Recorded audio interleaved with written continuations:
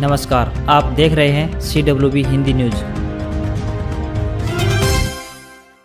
उप मुख्यमंत्री दुष्यंत चौटाला ने आवश्यक वस्तुओं की जमाखोरी करने और निर्धारित मूल्य से अधिक कीमत पर बेचने वालों को चेतावनी देते हुए कहा है कि नियमों का उल्लंघन करने वालों के खिलाफ सख्त कार्रवाई की जाएगी। उन्होंने खाद्य एवं आपूर्ति विभाग के अधिकारियों को नियमित चेकिंग करने के निर्देश दिए हैं। डिप्टी सीएम दुष्यंत चौटाला, जिनके पास खाद्य आपूर्ति एवं उपभोक्ता मामले विभाग का प्रभार भी है, ने विभागीय अधिकारियों की समीक्षा बैठक ली और कड़े दिशा निर्देश जारी किए।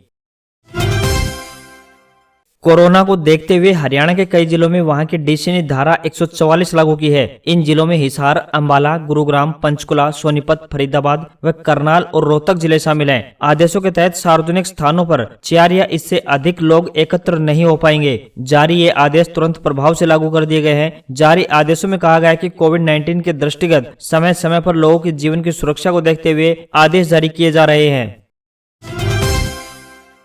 हरियाणा में कोरोना के हालात भयावह होते जा रहे हैं। प्रदेश में हर रोज 10,000 से ज्यादा केस मिलने लगे हैं और एक दिन में मौत भी 50 से ज्यादा हो रही हैं। रविवार को हरियाणा में कोरोना के 10,985 नए केस सामने आए तो वहीं 64 मरीजों की मौत हो गई। हर रोज सबसे ज्यादा केस गुरुग्राम और फरीदाबाद जिलों से मिल रहे हैं। ठीक होने वालों की रिकवरी दर घटकर 81.61% आ चुकी है। रेवाड़ी में 115 केस और 3 की मौत, तो वहीं महेंद्रगढ़ में 292 केस व चरखी दादरी में 66 नए केस मिले। हरियाणा के गृह व स्वास्थ्य मंत्री अनिल विज ने रेवाड़ी में ऑक्सीजन खत्म होने से 4 मरीजों की मौत के मामले में कड़ा एक्शन लिया है। उन्होंने रेवाड़ी एडीसी की अध्यक्षता में एक उच्च स्तरीय कमेटी गठित करते हुए शीघ्र रिपोर्ट तलब की है। अनिल विज ने कहा कि ऑक्सीजन की कमी क्यों हुई, जबकि प्रशासन के पास ऑक्सीजन की पूरी व्यवस्था है। हर जिले में अधिकारियों की कमेटी सुपरविजन के लिए बनी हुई है। उन्होंने देर शाम रेवाड़ी के डीसी, सिविल सर्जन से विस्तृत बात की है। विज ने कहा कि रेवाड़ी एडीसी की रिपोर्ट में जो भी दोषी पाया जाएगा बख्शा नहीं जाएगा। गौरतलब है कि हरियाणा के रेवाड़ी के एक निजी अस्पताल में ऑक्सीजन खत्म होने से हुई 4 मौतों ने सबको झकझोर कर रख दिया है। प्रदेश की मंडियों में किसानों का जे फार्म कटने के 48 घंटे के अंदर उनका पैसा सीधा बैंक खातों में भेजने वाला हरियाणा देश भर में एक मॉडल राज्य बन गया है। अगर किसी कारणवश उनका पैसा उनके खाते में निर्धारित समय पर नहीं पहुंचता है तो उनको 9% ब्याज की दर से भुगतान किया जाएगा। यह बात उप मुख्यमंत्री दुष्यंत चौटाला ने पंचकुला में मीडिया के सवालों का जवाब देते हुए कही। कोरोना के चलते इस साल भिवानी बोर्ड ने 10वीं की परीक्षाएं रद्द कर दी हैं। विद्यार्थियों को 10वीं से 11वीं कक्षा में प्रमोट करने का फैसला लिया गया है। इसलिए विद्यार्थियों की मेरिट लिस्ट नहीं बनाए जाने का भी निर्णय बोर्ड ने लिया है। इस संदर्भ में विद्यालय शिक्षा निदेशालय की ओर से पत्र जारी कर दिया गया है। बता दें कि भिवानी बोर्ड ने 22 अप्रैल से 10वीं कक्षा की बोर्ड परीक्षाएं कराने की घोषणा की थी, जो कि बाद में रद्द कर दी। केंद्रीय माध्यमिक शिक्षा बोर्ड की तरह मापदंडों को अपनाते हुए भिवानी बोर्ड भी परीक्षा परिणाम तैयार कर रहा है। इसके बाद वार्षिक परीक्षा परिणाम घोषित किया जाएगा। साथ ही यह भी बताते चलें कि 1 जून को स्थिति का अवलोकन करने के बाद ही 12वीं की परीक्षाओं को कराने या रद्द करने का फैसला लिया जाएगा। इसके लिए विद्यार्थियों को 15 दिन का नोटिस देते हुए डेट शीट जारी की जाएगी। राजस्थान में कोरोना महामारी की दूसरी लहर में रविवार को संक्रमितों का आंकड़ा 5 लाख के पार पहुंच गया। अब तक प्रदेश में कुल 5,14,337 लोग कोरोना संक्रमित पाए जा चुके हैं। इसी बीच पिछले 24 घंटों में रविवार को प्रदेश में 15,809 कोरोना के नए पॉजिटिव मामले सामने आए। वहीं 74 लोगों की मौत भी हुई। इनमें सबसे ज्यादा 13 मौतें जयपुर, 12 जोधपुर, 8 उदयपुर, 7 कोटा और 6 मौतें पाली जिले में हुई है। वहीं राज्य में बढ़ते कोरोना केसों को देखते हुए आदेशों के मुताबिक अब 26 अप्रैल यानी आज से सुबह 5 बजे के बाद से प्रदेशवासी मेडिकल इमरजेंसी और अति आवश्यक सेवाओं को छोड़कर बिना अधिकृत अनुमति अपने निजी वाहनों से एक जिले से दूसरे जिले में यात्रा नहीं कर सकेंगे।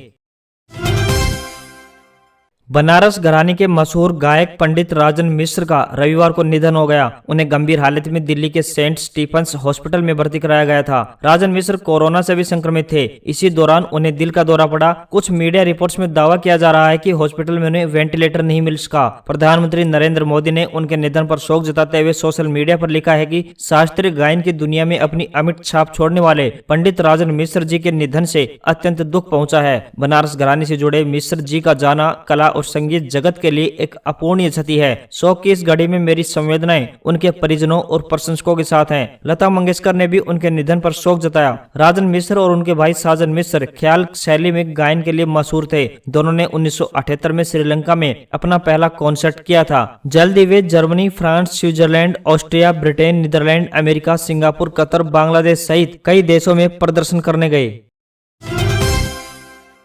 चुनावी राज्य बंगाल में कोरोना कहर ढा रहा है। मीडिया रिपोर्ट्स के मुताबिक पश्चिम बंगाल की राजधानी कोलकाता में RT-PCR टेस्ट कराने वाला हर दूसरा व्यक्ति कोरोना पॉजिटिव मिल रहा है। वहीं राज्य की बात करें तो सैंपल देने वाले हर 4 में से एक व्यक्ति जांच के दौरान संक्रमित मिल रहा है। पश्चिम बंगाल में RT-PCR टेस्ट करने वाली एक बड़ी लैब के डॉक्टर के हवाले से मीडिया रिपोर्ट्स में बताया गया है कि कोलकाता और इसके आसपास के इलाकों में पॉजिटिविटी रेट 45 से बढ़कर 55% तक पहुंच गया है, जबकि राज्य के दूसरे हिस्सों में यह 24% के करीब है। फ्रांस, रूस और ब्रिटेन के बाद अब अमेरिका ने भी मुसीबत की इस घड़ी में भारत की तरफ मदद का हाथ बढ़ाया है। भारतीय समयानुसार रविवार की देर रात राष्ट्रपति जो बाइडेन ने कहा कि महामारी की शुरुआत में भारत ने हमारे अस्पतालों में सहायता भेजी थी। अब जबकि उसे जरूरत है तो हम मदद के लिए तैयार खड़े हैं। उपराष्ट्रपति कमला हैरिस ने भी कहा कि भारत सरकार के साथ मिलकर काम कर रहे हैं ताकि कोरोना की इस लहर के दौरान जल्दी से जल्दी मदद और साजो सामान भेजा जा सके। दिल्ली यूनिवर्सिटी ने विभिन्न 1145 नॉन टीचिंग पदों पर भर्ती के लिए एप्लीकेशन प्रोसेस पूरी होने वाली है। ऐसे में जिन कैंडिडेट्स ने अभी तक इन पदों के लिए आवेदन नहीं किया है वे 28 अप्रैल तक अप्लाई कर सकते हैं। इच्छुक कैंडिडेट इन पदों के लिए ऑफिशियल वेबसाइट recruitment.nta.nic.in या du.ac.in के जरिए ऑनलाइन एप्लीकेशन फॉर्म भर सकते हैं। इन पदों के लिए 10वीं 12वीं पास, डिप्लोमा, ग्रेजुएशन, पोस्ट ग्रेजुएशन या ITI सर्टिफिकेट होल्डर आवेदन कर सकते हैं। पदानुसार योग्यता की ज्यादा जानकारी के लिए ऑफिशियल नोटिफिकेशन देख सकते हैं। इन पदों के लिए आवेदन करने वाले कैंडिडेट्स की उम्र 27 साल से लेकर 45 साल के बीच होनी चाहिए। दक्षिण मध्य रेलवे यानी SCR ने हॉस्पिटल अटेंडेंट, नर्सिंग सिस्टर्स एवं अन्य 60 पदों पर भर्ती के लिए नोटिफिकेशन जारी किया है। इन पदों के लिए आवेदन प्रक्रिया 27 अप्रैल तक जारी रहेगी। इच्छुक कैंडिडेट्स इन पदों के लिए ऑनलाइन आवेदन कर सकते हैं। इन पदों के लिए आवेदन करने वाले कैंडिडेट्स 10वीं, ITI, डिप्लोमा या पोस्ट ग्रेजुएशन, MBBS या BSc नर्सिंग पास होने चाहिए। पदानुसार योग्यता की ज्यादा जानकारी के लिए ऑफिशियल नोटिफिकेशन देखें। आवेदन करने वाले कैंडिडेट्स की उम्र 18 साल से लेकर 67 साल तक तय की गई है। इन पदों के लिए कैंडिडेट्स का सिलेक्शन टेलीफोनिक या ऑनलाइन इंटरव्यू में प्रदर्शन के आधार पर किया जाएगा। सिलेक्ट हुए कैंडिडेट्स को 21,419 रुपए से लेकर 95,000 रुपए तक की सैलरी दी जाएगी। इच्छुक कैंडिडेट्स इन पदों के लिए ऑनलाइन आवेदन कर सकते हैं।